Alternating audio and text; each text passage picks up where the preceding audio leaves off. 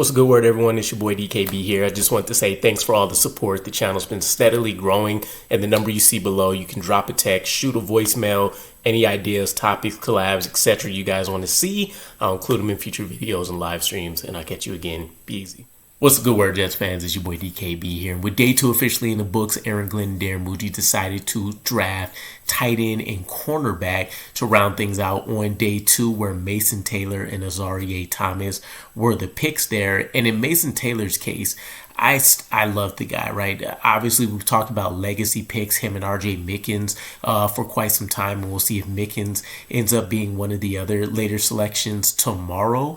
But in Mason Taylor's case, I feel like a lot of mock draft fatigue probably plays into this as well, because he's not a exciting prospect, right? Even when I looked at, some of the comments and, different forums and stuff like that, it didn't seem like there's a lot of enthusiasm around the pick when I think it should be. I think he is one of the better route running tight ends coming out of this draft. There's a level of consistency to him, being able to replicate his success over and over that you generally don't see from a lot of these other tight ends. And I know he doesn't have a Harold Fanning type season under his belt or anything like that, but he's been consistently improving. And much to what Aaron Glenn pointed out when it comes to having a legacy pick, his level of preparation, his level of understanding, and really ironing out some of the fundamentals should generally be higher than what you're going to see out of some of these other guys that have had to figure it out or really rely on whatever coaching staffs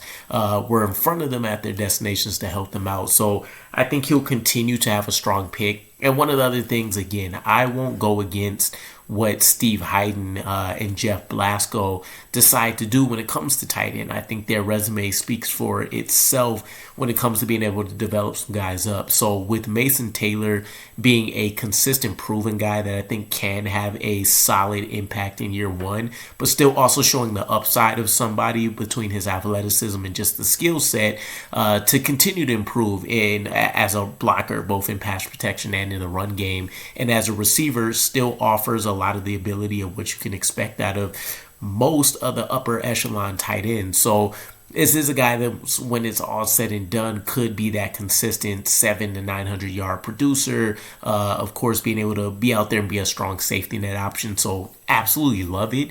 And then with Azareye'h Thomas, I was surprised. I won't lie. The round 3 selection of cornerback wasn't one that I necessarily assumed was going to happen. But I understand the logic and the reasoning. Make a strength, a further strength on the roster, right? When you look at that cornerback group, if anything, I think there does open up some potential for us to move some pieces around. Brandon Stevens maybe going to safety. You can talk about JBC returning back to safety, for example. And if that is the plan for one of those 2 players, then this does fulfill a kind of backfills a unexpected need there. But even if everybody is playing cornerback and they're willing to see how things play out, it helps to be 4 and 5 deep, which is why we really loved seeing Quantez Stiggers as a potential developmental option, right? But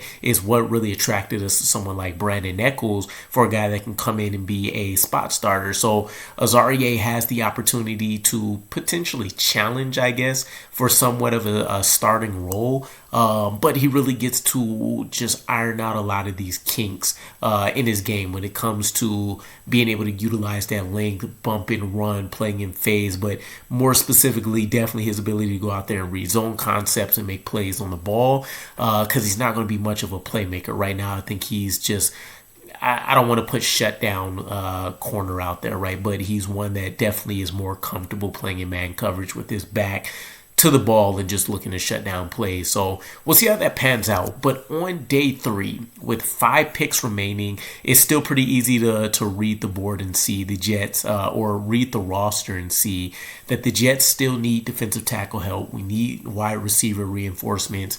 Safety still needs to be a priority because we don't have anybody on a long-term contract outside of UDAs from last year like Jalen Milroe, who aren't locks to make the roster by any means. And then you can look at secondary, needs such as finding a backup guard, finding a quarterback in case Jordan Travis doesn't end up being healthy, so you can make sure you're still getting enough balls passed around over the offseason. And then edge, we still need a someone to back up Will McDonald and Jermaine Johnson out there. So of the best remaining guys, there's some names that are definitely going to stand out. And I think you can legitimately make a conversation, even though this still feels high, that if Shedeur Sanders is there in the 4th round, you take the guy that has potential first, second round talent that's dropped multiple spots for no reason. This is, I won't even get into it, but it's very Colin Kaepernick-esque of how the league is essentially treating Shedeur as kind of a learning lesson about being cocky, and a lot of stuff that we heard that I guess owners and or GMs slash head coaches didn't like as it pertained to the interviews he did leading up to the draft here. But that's a whole nother issue. With that said, I would take a serious enough look at Shedeur Sanders. And I think Aaron Glenn has already showed a propensity to shut down a lot of the outside noise that may scare people when it comes to the media attention and all that kind of stuff. And I don't think Deion will be as overbearing as what it was made out to be. We've already seen him take quite a backseat leading up to the draft and even during the course of the draft itself. But with that said, other names to know: wide receiver Jalen Royals, I think, will still be a strong option. Joshua Farmer at defensive tackle. Edge Brady Swinson. Wide receiver Torrey Horton, which I think is a underrated secret in this draft that could pay big dividends. Then you take a look at safety: Billy Bowman Jr., RJ Mickens, wide receiver Alec Ayomaner, who's a favorite of mine, especially going into day 3 for sure. Edge Tyrion Ingram Dawkins out of Georgia, and then a surprise addition, linebacker Chris Paul Jr. Love the instincts, love the ability for him to go out there and get involved in passing lanes, and just really having the intellect to be able to go out there and make plays with the athleticism that he offers. And he can come down with a bit of a thump downhill, especially with his ability to read and react. So we'll see if they prioritize anybody based on talent, kind of like we've seen so far, according to what we've heard from Darren Muji and them just kind of trusting and following the board. But looking at wide receiver, guard, defensive tackle, and safety specifically, there was 3 names that wouldn't necessarily be on the best available, but just as we continue to get into like rounds 5, 6, 7, for example, some names that may pop up and be selections by the New York Jets, just depending on if they're still there on the board at those spots. At wide receiver, 3 names that I think will be fairly common and should be notable names for us just based on all of the mock drafts that we've seen. Xavier Restrepo, who I really, really like. I think this is one of those guys that 100% the combine testing for him didn't help him out whatsoever, but this is a proven productive guy. I really feel like this is your version of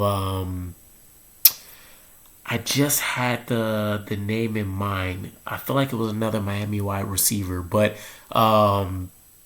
another slot guy in the league. It's escaping my brain right now, but basically this is a guy that you can easily see the skill set translating. He easily plays much better than his testing, and I think this would be a clear win for the Jets.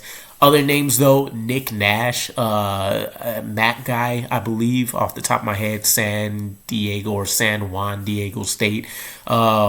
He's a guy that I think people love the athletic traits, and he's been highly productive within his conference. And then Dante Thornton Jr. I think this would basically be a traits selection here. You still want to have a burner of some kind within this roster as someone you could develop that has some high upside, and the size speed dynamic with him is insane. Some of the stats from a efficiency standpoint, just based on what he could haul in, is crazy. Granted, there's a lot to work on with him for sure, but he's essentially the ultimate project if you trust your coaching staff. And we've heard Aaron Glenn try to pretty much highlight them whenever they can in terms of his confidence in them being able to actually get the most out of some of these guys.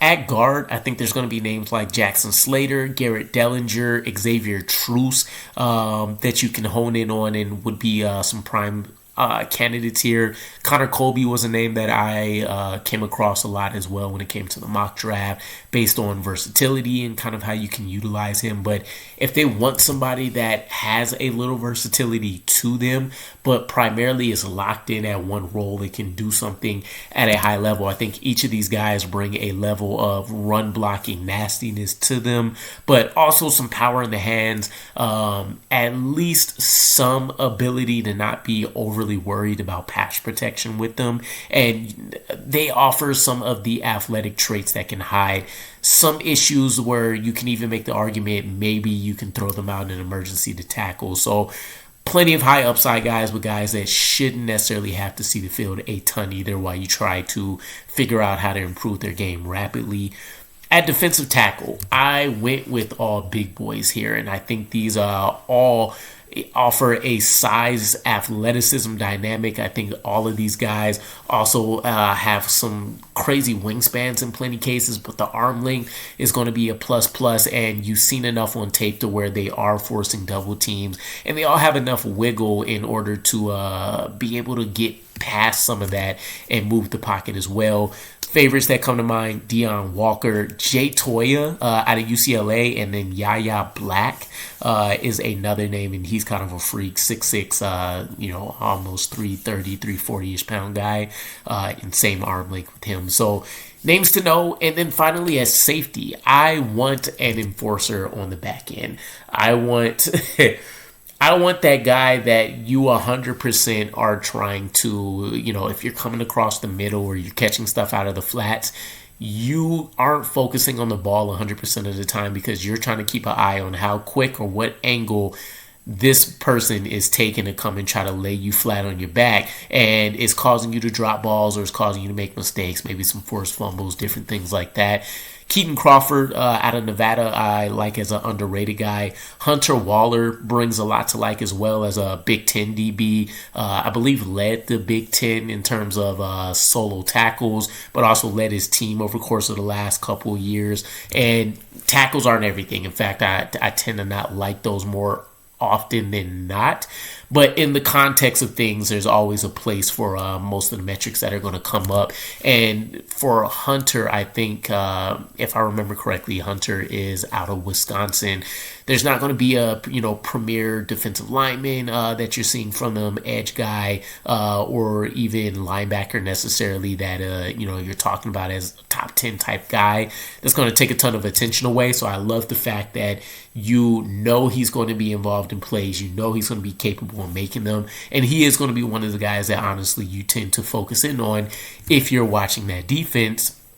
And then a guy out of Navy and Raywan Lane, the third, is a guy that I really like as just a playmaker. I mean, he has a ridiculous amount of pass breakups, highly impactful when it comes to interceptions, being able to return touchdowns, has forced a ton of fumbles, and any of the militant type guys I really have a high level of respect for, as well as you just know that from a mentality, from a background standpoint, they're going to check all the boxes off. I think there would be some concerns, of course, when it comes to active duty and how all of that's going to play into whatever team drafts him and stuff like that. But huge fan of his game and what I was able to check out at quick glance from him. So let me know what you guys think. Who are some of your favorites on day 3 that you're kind of locked in on and hope the Jets take?